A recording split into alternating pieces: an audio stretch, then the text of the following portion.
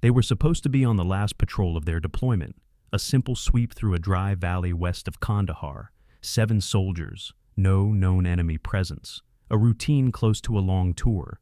But nothing in that canyon was routine. The mission was to investigate a defunct Soviet-era bunker buried into the side of a mountain. Locals had reported strange things, flashing lights at night, mutilated goats, whispers in the dark. The brass suspected Taliban operatives. The villagers whispered about something older. The soldiers didn't care much either way. They wanted it over. Home was just 7 days away. They left at dawn, sun high, weapons tight. No one ever saw all of them again. Because what waited in the mountain wasn't insurgents. It wasn't even human. It had been there for decades, maybe centuries. And it was hungry. The base smelled like oil and sand. The walls were thin. Wind rattled the metal sheets every night. Inside the command shack, maps hung crooked on a cracked concrete wall. Captain Reese briefed the squad with a pointer stick and a raspy voice. Their mission was simple: recon an old Soviet installation used during their occupation in the 80s. Locals were scared of it, reports of lights and sounds. A few children had gone missing nearby. The base commander believed it was Taliban propaganda, but just to be safe, a team was going to check it out. 7 soldiers were chosen: Reese, Cole, Martinez, Davis, Gibby, Bell, and Novak. They laughed it off. Ghost stories were part of the job. Most thought the place would be empty. They packed light, enough for 1 night max. Radios, water, rations, ammo. They left the wire before the sun was high. No one knew it yet, but they were already being watched, not by insurgents, by something else, something that didn't blink. The path to the bunker twisted between crumbling cliffs. The wind died down the deeper they went. Even the birds were gone. Only the crunch of boots and the occasional scrape of gear filled the air. The terrain was harsh. Dry riverbeds cut through red stone. Old Soviet supply lines had left rusted barrels and scrap behind. The squad moved with purpose, but a few glanced behind them more than once. About 2 hours in, the temperature dropped. Subtle at first, but undeniable. Martinez rubbed his arms. Novak muttered about the cold. He could see his breath. But the sun was blazing above. They reached a cliff wall around noon. The entrance yawned open like a wound in the rock. No door, just twisted metal hinges, blackened edges. As if something had exploded outward, Gibby cracked a joke, but no one laughed. The air felt thick here, heavy like underwater pressure. They turned on their flashlights and went in. Inside, the tunnel stretched far too long for a bunker. The walls were concrete, cracked and cold. Soviet writing still marked some sections. A rusted sign read, "Experimental do not enter," in faded red Cyrillic. They followed a narrow hallway, flashlights flicking with static-like interference. Every surface was coated in frost. Even though outside temperatures were well above 30 degrees Celsius, the air had no scent, just nothingness.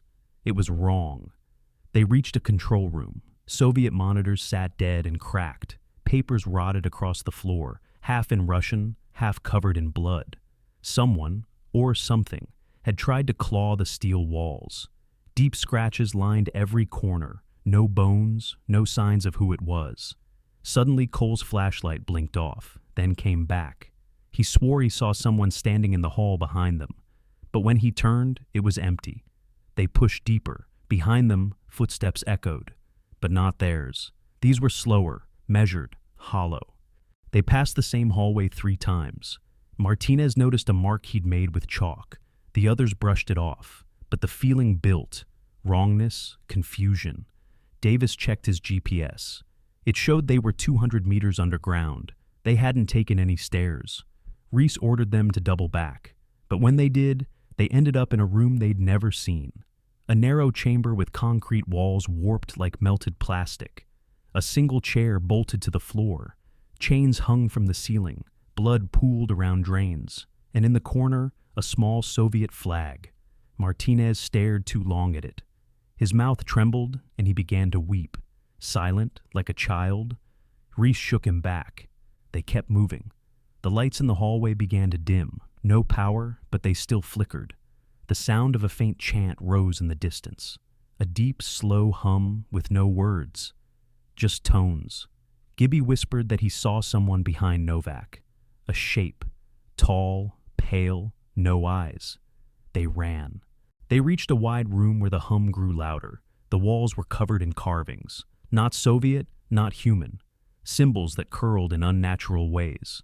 They pulsed, dimly glowing like coals. In the center stood a pedestal. Upon it, a box sealed with chains and wax. Novak approached it, drawn like a moth. Before Reese could stop him, Novak touched the box. Every flashlight died. In total blackness, they heard the hum rise into full chanting.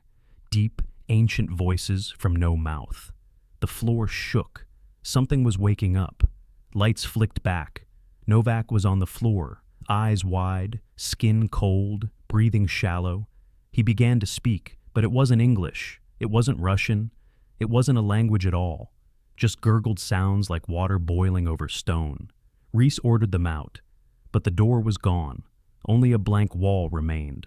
Novak stopped breathing. Bell tried CPR. Nothing worked.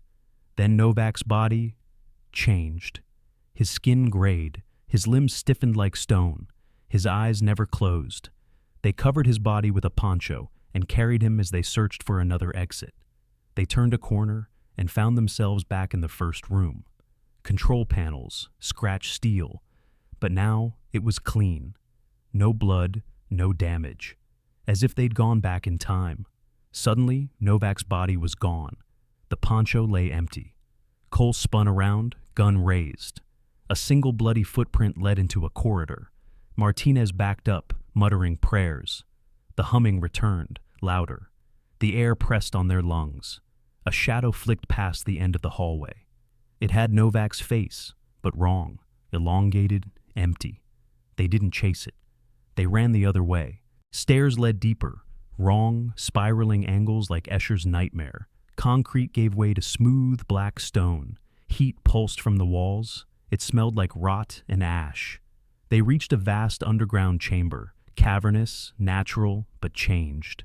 Ancient carvings covered the walls, pulsing faintly. Pillars of bones stood in perfect symmetry. Some bones were human, others weren't. Reese radioed for evac. Nothing but static. The chamber had no ceiling. It stretched into blackness. Something moved above. They saw a shape. Not clearly. Only the suggestion of form. Wings, limbs, 1,000 eyes, or none. And beneath it, silence. Then Martinez screamed and collapsed. Blood poured from his ears. His heart stopped before he hit the floor. The others didn't look up again. They dragged his body back into the hall. But the hallway was gone. Just more stairs. They woke up outside, Reese, Cole, Bell, and Davis, lying on dry desert ground, guns missing, gear half gone, no bunker in sight, just sand, cliffs, sky. The sun was low, but wrong, slightly red, too large. The wind didn't move the dust. It hovered. They staggered to their feet. The base was visible on the horizon. Smoke curled from it. They walked for an hour before realizing they hadn't moved at all. The landscape looped, landmarks repeated. A broken tree, a rusted barrel. Over and over. Bell broke first, dropped to his knees, whispering names, then he vanished. No noise, just gone. Davis screamed and ran. Cole followed. Only Reese remained. The sun did not set. Reese woke up in a military hospital, or something that looked like one. White lights, beeping machines, uniformed medics with blank expressions. He asked questions. No one answered. He tried to leave. Doors were locked. His mirror reflection was wrong. His mouth didn't move when he talked. Cole and Davis were there too, but they never spoke again. They stared at walls, blinking in perfect unison. Heart rates identical, blood pressure abnormal. One day, Cole disappeared from his bed. No alarm, no footage, just gone. Reese scratched at his wall, messages in languages he didn't know. He dreamed of black stone, chanting, and red skies. Then Davis vanished too. Only Reese remained until he didn't. Months later, reports trickled in. Villagers around the canyon started vanishing. Animals turned up inside out. Nights grew unnaturally long. Satellites failed to map the region. GPS data looped endlessly. Then came the dreams. Soldiers across multiple outposts began reporting shared nightmares. visions of tunnels, black stone, and a burning sky. Some carved symbols into their own skin. Some walked into the desert and never came back. The Pentagon redacted everything. The bunker wasn't in records. The valley didn't exist on updated maps. But a sealed report was created. Operation Dusk Echo. Inside were autopsy reports, journal excerpts, and thermal images of non-biological life. All that remained of Reese was a final recorded statement, scratched into a meal tray. It didn't stay there. It followed us, and it's learning.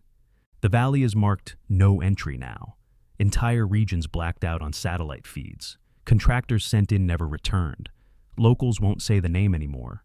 But the wind carries whispers, long, low chants in no known tongue. Some say the stone woke up. Others believe it was always awake, just waiting for someone to come close. In a classified hangar, a single box sits in glass, chained and sealed with wax. The same one Novak touched. Sensors around it pick up movement every 12 hours. Even though it's never opened, every now and then, on long, still nights, U.S. satellites catch flashes of red light beneath the desert surface. And some soldiers, those still alive, wake up choking, breathing in time with something else, something that breathes from beneath. Thanks for listening to the Warfare Chronicles. Let me know what you think in the comment section down below. If you like the story and want to hear more, make sure to like the video and subscribe. New episodes drop every week. War stories, mysteries, and things that were never meant to be found. Until next time, stay sharp, stay safe, and stay out of the dark.